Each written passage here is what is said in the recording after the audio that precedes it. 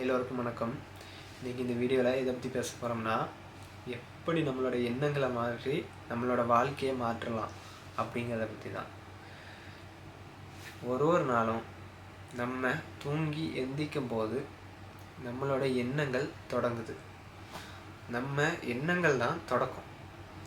நம்ம அந்த தொடக்கத்தில் நம்ம நான் இன்றைக்கி புதுசாக பிறந்திருக்கேன் அப்படிங்கிற மாதிரி நம்மளோட எண்ணங்களை மாற்றிக்கணும். சரிங்களா? ஒரு நாளும் காலையில் எழுந்தவுடனே இன்றைக்கி நான் புதுசாக பிறந்திருக்கேங்கிற மாதிரி நீங்கள் சிந்திச்சு பாருங்கள். உங்களோட வாழ்க்கை கண்டிப்பாக மாறும். நீங்கள் நேற்று நடந்ததையோ முந்தா நேற்று நடந்ததையோ சிந்திச்சிங்கன்னா மாறாது. ஏன் நீங்கள் ஒரு நாளும் புதுசாக பிறந்த மாதிரி சிந்திக்கணும்னு நான் சொல்கிறேன்னா, ஒரு குழந்தை பிறந்த உடனேயே அதுக்கு இந்த சிச்சுவேஷனில் அழணும், இந்த சூழ்நிலையில் நம்ம அழக்கூடாது, இந்த சூழ்நிலையில் நம்ம சிரிக்கணும், இந்த சூழ்நிலையில் நமக்கு சிரிக்கக்கூடாது, இந்த சூழ்நிலையில் நம்ம இப்படி இருக்கணும், இந்த சூழ்நிலையில் நம்ம இப்படி இருக்கணும் அப்படின்லாம் அதுக்கு தெரியாது. அது பிறந்து வளர தான் இதெல்லாம் தெரிஞ்சுக்கிடுது. சரிங்களா? அதே தான் நம்மளும் ஒரு நாள் நம்ம புதுசாக பிறக்கிறோம், புது விஷயங்களை நம்ம தெரிஞ்சுக்கிடுறோம். அதுக்காக தான் நம்ம ஒரு நாளும் தூங்கி எழும்போது நம்மளோட எண்ணங்களை நம்ம புதுசாக பிறந்த மாதிரி மாற்றிக்கிடணும் அப்படின்னு சொல்கிறேன். அப்படி நம்ம எண்ணங்களை புதுசாக பிறந்த மாதிரி மாற்றிக்கிடலைன்னா நமக்கு டெய்லி நம்ம வாழ்க்கை எப்படி போயிட்டுருக்கோ அப்படியே தான் போகும். எந்த மாற்றமும் இருக்காது. சரிங்களா? அதுக்கப்புறம் பார்த்திங்கன்னா, நம்ம எண்ணங்கள் எண்ணிக்கையில் அடங்காது. நம்ம எண்ணங்களோட சக்தியே அதான். நம்மளோட எண்ணங்கள் வர்றது நமக்கு கவுண்டே பண்ண முடியாதுங்க. அதெல்லாம் எண்ண முடியாது. ஏகப்பட்ட எண்ணங்கள் வரும் ஒரு நாளைக்கு. அதனால் நம்ம அதை போட்டு நான் அதை தடுக்க போகிறேனோ அதுக்கிட்ட எந்த மல்லும் கட்ட வேண்டாம். சரிங்களா? அதை தடுக்க போகிறேன்னு மல்லு கட்டினீங்கன்னா உங்களுக்கு தான் மன அழுத்தம் அதிகமாகும். சரிங்களா?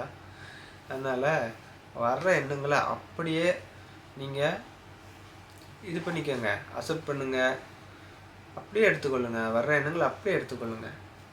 எதுவுமே பண்ண வேண்டாம். நீங்கள் அப்படியே வரட்டும். நல்ல எண்ணங்களோ கெட்ட எண்ணங்களோ அது பாட்டுக்கு வரட்டும். அதை அப்படியே எடுத்துக்கிட்டு நீங்கள் அதில் இருந்து ஒரு நேர்மறையான ஒரு எண்ணத்தை தேர்ந்தெடுத்து அதை தான் நீங்கள் சிந்தனையாக மாற்றணும். ஏன் சொல்கிறேன்னா, உங்களோட எண்ணங்கள் எவ்வளோ தான் வந்தாலும் உங்கள் அனுமதி இல்லாமல் அதால் உங்களோட சிந்தனையாக மாற முடியாது. அதனால் உங்களுக்கு வர்ற எண்ணங்கள்லேருந்து நேர்மறையான ஒன்றை தேர்ந்தெடுத்து அதை சிந்தனையாக மாற்றி நீங்கள் அதையே சிந்திக்க எந்தளவுக்கு நீங்கள் அதை நம்பி அதை சிந்திக்கிறீங்களோ அந்தளவுக்கு உங்கள் வாழ்க்கையும் சீக்கிரமாக மாறிடும். சிலர் உங்களையே நீங்கள் பார்க்கணுன்னு விரும்புகிறீங்க. சிலர் அப்படின்னா உங்களை நீங்கள் பார்க்கணுன்னா நீங்கள் ஒன்றும் பண்ண வேண்டாம். உங்கள் சுற்றுப்புறத்தை கவனிங்க.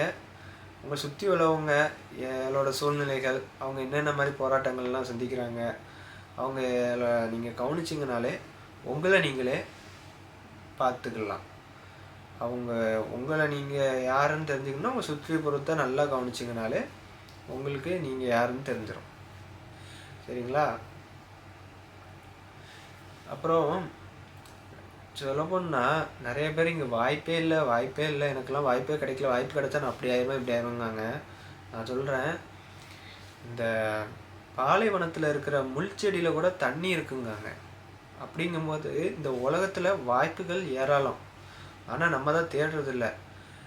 எவ்வளோ கடினமான சூழ்நிலையில் கூட உங்கள் வாழ்க்கையில் நீங்கள் ஒரு நல்லதை தேர்ந்து எடுக்கலாம், நல்லதை கண்டுபிடிக்கலாம்.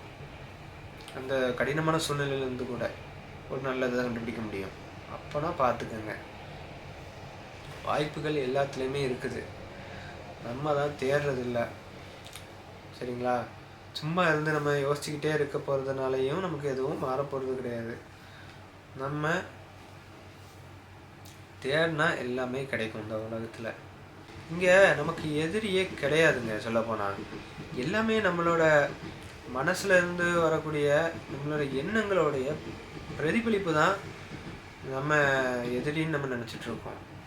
உண்மையிலே எதிரி கிடையாது. அப்படி ஒரு நம்ம எதிரின்னு நினைக்கிற ஒவ்வொருத்தரும் நம்ம எண்ணங்களுடைய பிரதிபலிப்பு தானே தவிர்த்து உண்மையிலே எதிரி இல்லை இந்த உலகத்தில். சரிங்களா? இதை நீங்கள் நல்லா புரிஞ்சுக்கிடணும். நம்ம வாழ்க்கையை நம்ம நினச்சா மாற்றலாம்.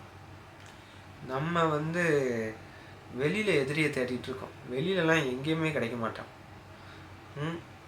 நம்மளோட எதிரி நாம தான், நம்ம மனசு தான். அவன் நமக்குள்ளே நம்ம சண்டை போடணுமே தவிர்த்து வெளியிலலாம் சண்டை போட தேவையில்லை.